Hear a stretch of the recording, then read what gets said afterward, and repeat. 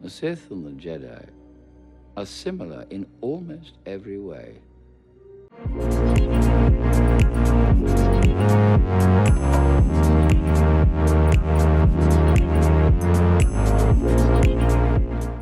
Hey YouTube friends, my name is Prince and I'm an urban acolyte, and this is going to be a video for the Real Life Jedi series, but this one is going to be a little bit different because it's the Real Life Jedi Sith edition. You have been well trained, my young apprentice. They will be no match for you. So I had an interesting exchange with at Nick Jeezy 1234 over on Twitter. So Nick's asked me if the Jedi way is considered a religion on Earth, and I just talked about that, and they have people who follow it, is there a Sith religion too?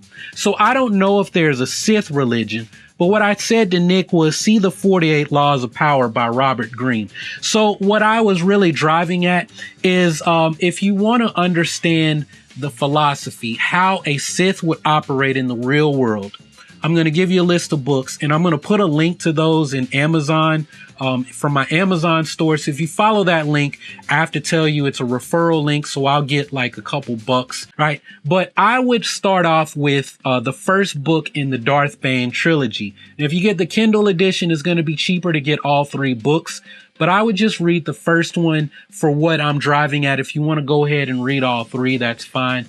The books aren't canon, they're legend, but it's an interesting story because if you don't know Bane or about Bane's background from Legends, we've got this story that started, basically we learn about it from Revan, right? This ongoing conflict between the Sith Empire and the Jedi Order. And it all comes to a conclusion with Bane. And it's like a reverse Cinderella story. This dude starts out from nothing, just like Anakin, Luke, and Rey. And a series of circumstances lead him to become a soldier, a highly decorated soldier, and then becoming part of the Brotherhood of the Sith, or the Brotherhood of Darkness, and studying at the Sith Academy. He comes across Revan and knowledge of these really powerful Sith lords, right? And he starts to get deeper into that. And as the reader, you're learning more about the Sith philosophy, how a Dark Lord thought, and seeing Bane develop these ideas, which ultimately led to the Baneite Order of Sith that we see in the movies now. The stuff that actually is canon, right?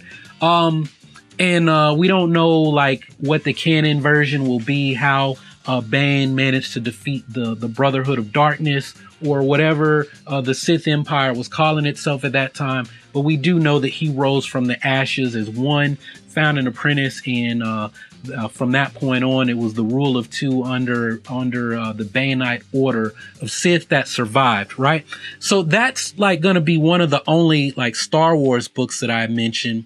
Of course, I'll also recommend that you read the Book of the Sith. Most of this stuff isn't canon, but it's interesting reading. And to answer like your follow-up question, I actually am going to draw an answer from the Book of the Sith. So I would get this too.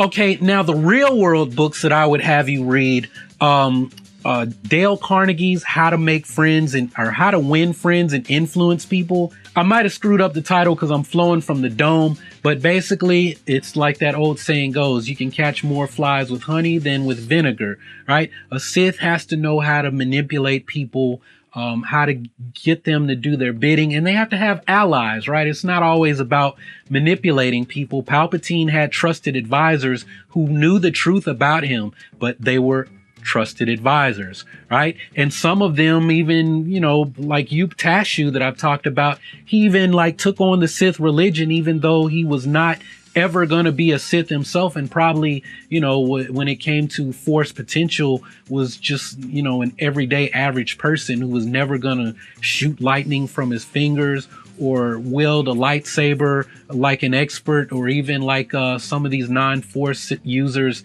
that we've seen fight with lightsabers, like Pre Vizsla. So the next book I would recommend is Machiavelli's The Prince. Because I mean, the ultimate Sith is going to be a Machiavellian type character.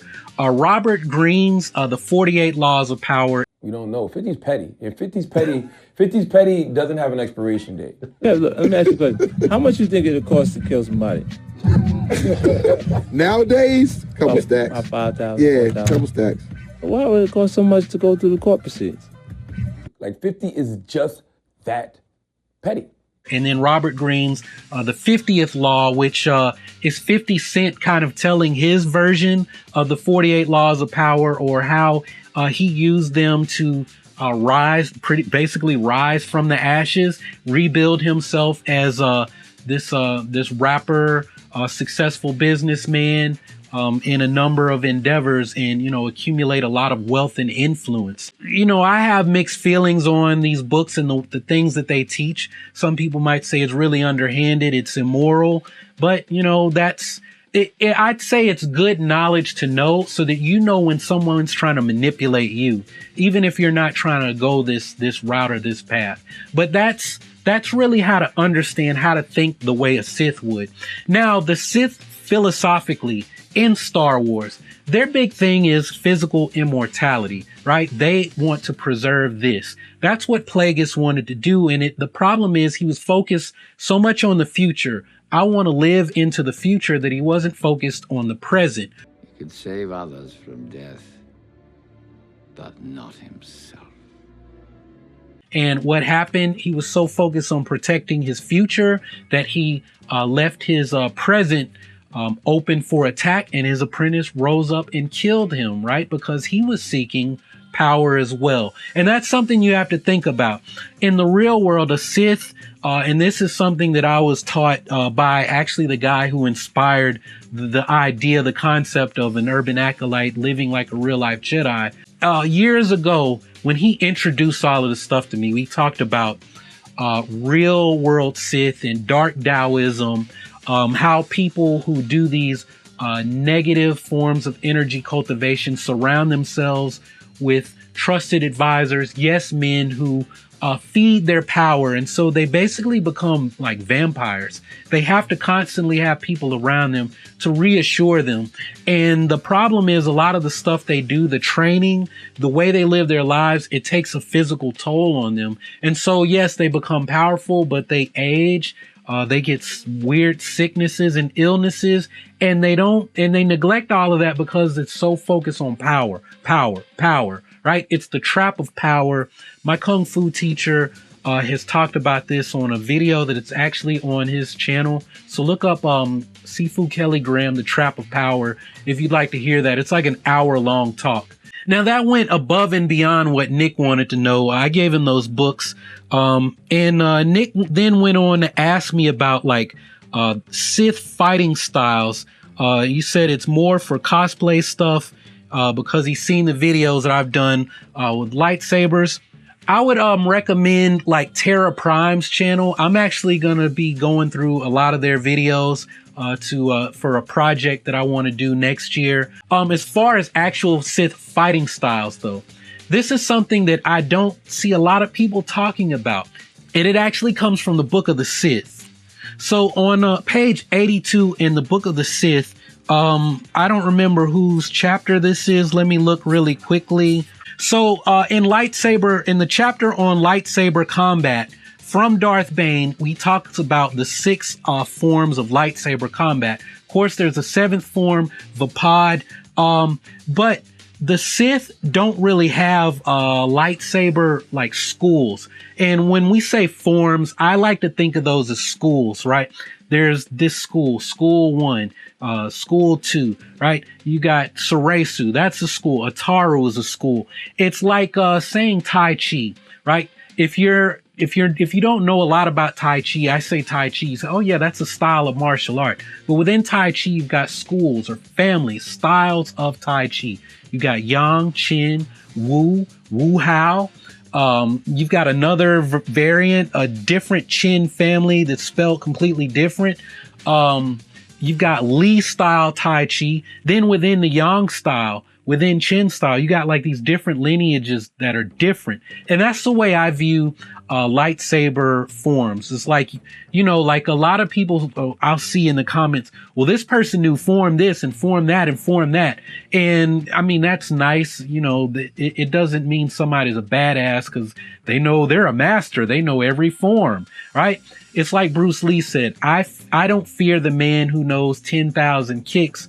I fear the man who's practiced one kick 10,000 times. So I say that because in the Sith way of fighting, this is from Darth Bane, and I mean, this book is not canon, but the Sith master a strong style and a fast style. Like, I give you an example. I've been watching a lot of Dragon Ball this weekend because I want to collaborate with my buddy Geekdom 101, who does mostly Dragon Ball, but he does some Star Wars videos too. And we want to talk about Star Wars, and I'd like to talk about Dragon Ball with him and introduce the Dragon Ball community to the way I break down Star Wars, right? But I'm just starting out, and that's a long way off. So look for that in 2017 if that whets your appetite. But my point is, like Goku and Kuririn are training with Roshi Sensei for 8 months to get ready for this tournament, right? And they do all this Jibingung. They do all these different exercises. I call it Jibingung because it's exercises that condition the body for your style. That's a Kung Fu term, Jibingung, right? And when they get to the end, they're like, when do we learn how to fight now? And Roshi Sensei says, you've been doing all this Jibingung, all this training, this work. That was conditioning your body to fight. When you get in the tournament and you start fighting, do what comes natural. Invent your own style. And that's the way I look at the Sith, right? You have strong style, you have fast style, speed style, right? So I know you're saying, well, Prince, what do I train? How do I do this? If you're interested in strong style, hey, you got Kylo Ren with a broadsword. Pick up something, do some training that has a heavy sword style.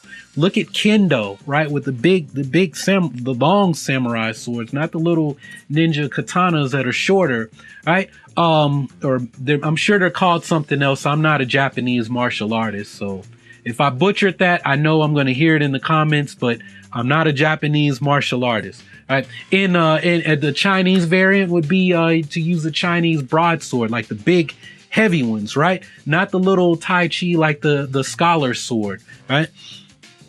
Or a medieval martial art. Learn how to use a broadsword and become an expert at the crossguard lightsaber, right? For fast style, I would say learn one of the families of Kali or Arnis or Eskrima that only uses one stick, right? Because using two lightsabers, that's more of a Jedi thing, right? That's more exotic. You can get there eventually, move in that direction, but I would focus on getting good with one lightsaber or one stick, whatever. Something that uses a knife. If you do Silat, they have the karambit, and you can learn how to do that reverse. So now you're getting into like Star Killer or Ahsoka Tano territory, but we're talking Sith, so Star Killer territory. And you learn how to be fast and fluid and look cool and multiple angle attacks. And, you get into like being able to incorporate your hands and your feet. It's very brutal fighting. The way I think of a Sith is it's not elegant. It gets the job done. It's very dirty. And the reason a Sith would defeat a Jedi is because the Jedi are used to fighting other Jedi or dark Jedi who've also been trained in these classical forms. But a Sith, especially a rule of two Sith, they're fighting their master. They're fighting other people who may have lightsaber resistant melee weapons, right? But they're getting down and dirty. Like their whole point is, I'm trying to kill as many people as quickly as possible. And that's either through strength or being fast, being fluid, being unpredictable. So that's what I would say is to take up Kendo, take up a medieval art, and you'll be like completely different from everyone else. Or if you want fast style, Kali, Silat, specifically Balintiwak Kali, which is, I don't know how to say the word, but that's what emphasizes the use of one stick. But if you learn two, hey, that's even better. Now, as far as to touch on what you said about you're interested in all this for cosplay purposes, I ask that you do one thing. I'm not going to ask that you give me money. All I ask is that if you're going to cosplay and do this stuff, Urban Acolyte, the mission of this, part of the mission is to do things to help children, right? So start a Saber guild, start a group of cosplayers. If you're going to be the Sith, you're going to be the bad guy. Don't just show up at cosplay events to be a badass. Start a Saber guild. It doesn't have to be official. Go volunteer, do these shows, be the bad guy, entertain children, sick children at hospitals, entertain these kids at cancer wards. If you're here in Tennessee, when I get the ball really rolling, hey, I want to go to Vanderbilt Children's Hospital and we put on some shows. If I have to dress up as Kylo Ren to make some kids feel better, to help them get through another day, I'm all for it, man. You can kick my ass, do whatever. The kids can boo me and hiss me. But that is part of the mission of being an Urban Acolyte, being of service to your community, helping the generation to come along, finding those younglings, turning them into Padawans, and helping them be productive people in life. So that's all I got for this one, y'all. I see my camera's running out of time. So thanks for watching. I really hope you guys put this to use and help some kids. So that's all I got for this one. Thanks for watching. Y'all keep on breathing, and may the force be with you always.